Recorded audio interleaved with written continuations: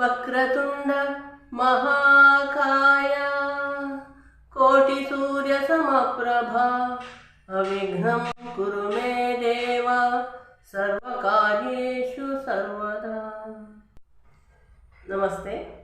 ಶರಧಿ astro outline ವಾಹಿನಿಯ ಜನ್ಮಕುಂಡಲಿ ಕಾರ್ಯಕ್ರಮಕ್ಕೆ ತಮಗೆಲ್ಲ ಪ್ರೀತಿಯ ಸ್ವಾಗತ. ನಾನು ಶಾರದಾ ಹಾಲ್ತೋಟ, ಪುತ್ತೂರು.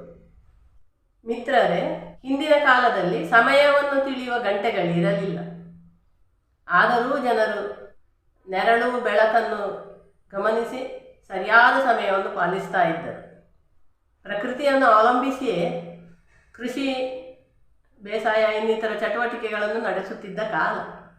ಹುಣ್ಣಿಮೆ ಇದ್ದರಂತೂ ಜನ ವೀರರು ರಾತ್ರಿಯಲ್ಲಿಯೇ ಕಾಲ್ನಡಿಗೆಯಲ್ಲಿ ಗುಡ್ಡ ಬೆಟ್ಟ ಬಯಲು ದಾಟಿ ಒಂದು ಊರಿನಿಂದ ಇನ್ನೊಂದು ಊರಿಗೆ ನಡೆದುಕೊಂಡೇ ಹೋಗುತ್ತಿದ್ದರು. ರಾತ್ರಿಯ ಹುಣ್ಣಿಮೆ ಬೆಳಕಿನಲ್ಲಿ ಮಕ್ಕಳ ಆಟ, ಹಿರಿಯರ ಕೂಟ, ಹುಣ್ಣಿಮೆಯ ಚಂದದ ಮಂದ ಬೆಳಕಿನಲ್ಲಿ ಗಿಡ ಮರಗಳ ನೋಟ, ಇನ್ನಷ್ಟು ಆನಂದದಿಂದ ಸುಖ ಸಂತೋಷವಾಗಿ ಪ್ರಕೃತಿಯೊಂದಿಗೆ ಬಾಳುತ್ತಿದ್ದರು.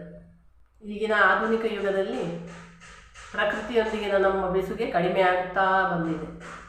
ಇಂತಹ ಈ ಆಧುನಿಕ ಕಾಲದಲ್ಲೂ ನಮ್ಮನ್ನು ಸಂಸ್ಕೃತಿಯೊಂದಿಗೆ ಬೆಸೆಯುತ್ತಲಿರುವುದು ಹಿರಿಯರು ನಮಗೆ ಬಿಟ್ಟು ಹೋಗಿರುವಂತಹ, ನಾವು ಬಿಡಲಾಗದಂತಹ ಜ್ಞಾನ ಶರಧಿ.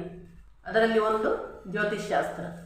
ಒಟ್ಟಿನಲ್ಲಿ ನಮ್ಮ ಸಂಸ್ಕೃತಿ, ನಮ್ಮ ಪರಂಪರೆಯನ್ನು ನಾವು ಉಳಿಸುವಲ್ಲಿ ನಮ್ಮ ಹಿರಿಯರ ಈ ಜ್ಞಾನ ನಿಧಿ, ಜ್ಯೋತಿಷ್ಶಾಸ್ತ್ರ, ವೇದಗಳು, ಇಂಥ ಅನೇಕ ಜ್ಞಾನ ಶರಧಿಗಳು ಕಾರಣಹೇತುವಾಗಿದೆ. ಈ ಜ್ಞಾನವನ್ನು ನಾವು ಉಳಿಸುವುದು ಮತ್ತು ತಿಳಿದುಕೊಳ್ಳುವುದು ಇಂದಿನ ಕಾಲಕ್ಕೆ ಅತ್ಯಂತ ಸಮಂಜಸವಾಗಿದೆ. ಜ್ಯೋತಿಷ್ಯದಲ್ಲಿ ಬರುವ ಕುಂಡಲಿಯಿಂದ ನಾವು ಜ್ಯೋತಿಷ್ಯದ ಬಗ್ಗೆ ಸಾಕಷ್ಟು ತಿಳಿದುಕೊಳ್ಳಬಹುದು. ಈಗ ನಾನು ಕುಂಡಲಿಯನ್ನು ಬರೆಯುವುದು ಹೇಗೆ, ಕುಂಡಲಿಯ ರಚನೆ ಹೇಗೆ ಎಂದು ತಿಳಿಸುತ್ತೇನೆ. ಬನ್ನಿ, ಇವತ್ತು ನಾವು ಕುಂಡಲಿಯ ರಚನೆಯನ್ನು ಹೇಗೆ ಅಂತ ನೋಡುವ. ಮಿತ್ರರೇ, ಜ್ಯೋತಿಷ್ಶಾಸ್ತ್ರಕ್ಕೆ ಸಂಬಂಧಪಟ್ಟ ಯಾವುದಾದರೂ ವಿಷಯಗಳನ್ನು ನಾವು ಗಮನಿಸಿದಾಗ ಒಂದು ಚೌಕಾಕಾರದ ಚಿತ್ರಣ ನಮ್ಮ ಗಮನಕ್ಕೆ ಬರುತ್ತದೆ. ಕುಂಡಲಿ ಎಂದು ಕರೆಯಲ್ಪಡುವ ಈ ಆಕೃತಿಯನ್ನು ಬಿಡಿಸುವುದು ಹೇಗೆ, ಇದರ ಬಗ್ಗೆ ನಾವಿವತ್ತು ನೋಡುವ. ಕುಂಡಲಿಯನ್ನು ನಾವು ಎರಡು ರೀತಿಯಾಗಿ ಎಳಿಬಹುದು.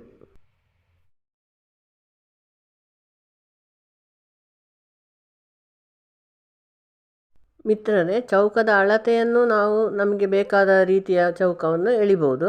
ಒಂದು ಬದಿ 4 ಇಂಚು ಇರುವ ಥರ ಚೌಕ ಎಳಿತಾ ಇದ್ದೇನೆ. ಒಳಗಿನ ಚೌಕದ ಒಂದು ಬದಿ 1 ಇಂಚು, 4 ಇಂಚು ಮತ್ತು 1 ಇಂಚು ಇರುವ ರೀತಿಯಲ್ಲಿ ನಾವು ಚೌಕ ಎಳಿತಾ ಇದ್ದೇನೆ ಇವತ್ತು. ಒಳಗಿನ ಚಿಕ್ಕ ಚಿಕ್ಕ ಚೌಕಗಳು 1 ಇಂಚು.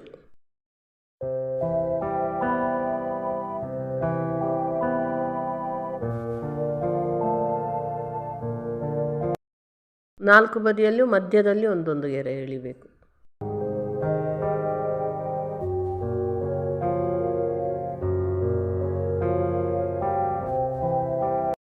ಇದು ಈಗ ಸೇಮ್ ಅದೇ ಕುಂಡಲಿಯನ್ನು ಹೊರಗಿನ ಚೌಕವನ್ನು ಮೊದಲು ಮುಗಿಸಿಕೊಂಡು ಆಮೇಲೆ ಒಳಗಿನ ಗೆರೆಗಳನ್ನು ಎಳಿತಾ ಇದ್ದೇನೆ.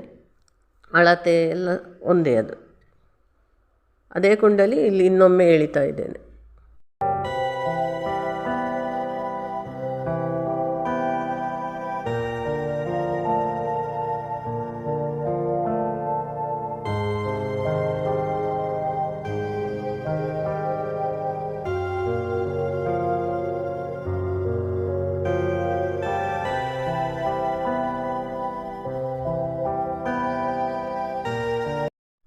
ಮಿತ್ರರೇ, ಕುಂಡಲಿಯ ರಚನೆ ಈ ರೀತಿ ಮಾಡುವುದು, ಚೌಕಾಕಾರವಾಗಿ ಈ ರೀತಿ ಮಾಡುವುದು.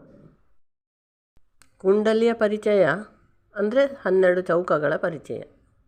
ಈ 12 ಚೌಕಗಳನ್ನು, 1ರಿಂದ 12 ಚೌಕಗಳನ್ನು ಮನೆ ಅಥವಾ ರಾಶಿ ಅಂತ ಕರಿತೇವೆ. ಮಿತ್ರರೇ, 2 ಕುಂಡಲಿಗಳು ಒಂದೇ ಆಗಿವೆ. ನಾವು ಎಡಗಡೆಯ ಕುಂಡಲಿಯನ್ನು ಕನ್ನಡಕ್ಕೂ ಬಲಗಡೆಯ ಕುಂಡಲಿಯನ್ನು ಇಂಗ್ಲೀಷ್ ಭಾಷೆಗೂ ಉಪಯೋಗಿಸುವ. ಇನ್ astrology 12 squares are called as 12 houses or 12 zodiac signs. 4 ಮೂಲೆಗಳನ್ನು ಗಮನಿಸಿ. 3, 6, 9, 12 3, 6, 9, 12 ಇನ್ ಕಾರ್ನರ್ಸ್. ಮಿತ್ರರೇ, ಕುಂಡಲಿಯಲ್ಲಿ 12 ರಾಶಿಗಳಿರುವುದರಿಂದಲೇ ವರ್ಷಕ್ಕೆ 12 ತಿಂಗಳುಗಳಾಗಿವೆ. ಜ್ಯೋತಿಷ್ಶಾಸ್ತ್ರದಲ್ಲಿ ಸೂರ್ಯಾಧಾರಿತ ಸರಿಯಾದ ಸಮಯವನ್ನು ಪಾಲಿಸಲಾಗುತ್ತದೆ.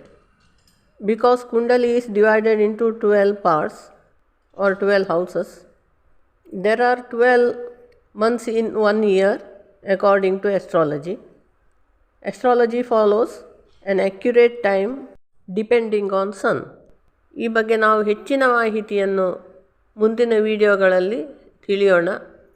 ಮಾಹಿತಿಯನ್ನು ತಿಳಿದಂತೆ ನಮಗೆ ಇದರ ಬಗ್ಗೆ ಹೆಚ್ಚೆಚ್ಚು ಅರ್ಥವನ್ನು ಮಾಡಿಕೊಳ್ಳೋಣ. ಪ್ರಿಯ ವೀಕ್ಷಕರೇ, ಶರಧಿ ಆಸ್ಟ್ರೋ ಔಟ್ಲೈನ್ ವಾಹಿನಿಯಲ್ಲಿ ಇನ್ನಷ್ಟು ವಿಡಿಯೋಗಳನ್ನು ನೀಡಲು ಬೆಂಬಲಿಸಲು ಸಬ್ಸ್ಕ್ರೈಬ್ ಮಾಡಿ, ಶೇರ್ ಮಾಡಿ, ಲೈಕ್ ಮಾಡಿ, ಕಮೆಂಟ್ ಮಾಡಿ.